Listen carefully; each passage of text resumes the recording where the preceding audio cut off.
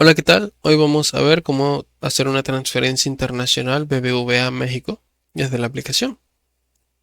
Y bueno, lo que tenemos que hacer es ingresar acá a la aplicación del BBVA.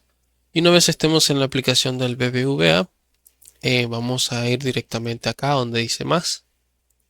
Cuando le demos en donde dice más, acá vamos a ver diferentes opciones. De todas estas opciones vamos a elegir la que dice transferir internacionalmente. Cuando le demos en transferir internacionalmente, le vamos a dar este botoncito de más que nos va a permitir realizar la transferencia. Como ven aquí, le vamos a dar en donde dice agregar destinatario.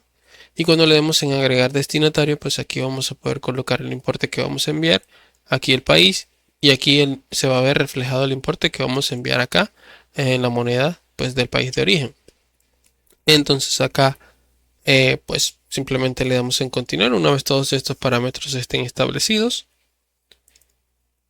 Y bueno, cuando los parámetros estén establecidos, acá nos va a aparecer pues para confirmar en la transferencia internacional. Entonces nosotros le damos en continuar. Y aquí tenemos la referencia que la podemos compartir con la persona que va a recibir el dinero. Y bueno, luego de esto, pues ya le damos en continuar y ya con esto sería suficiente para realizar la transferencia. Y listo, la transferencia se hará. Y bueno, si este video te ayudó, por favor comenta y suscríbete.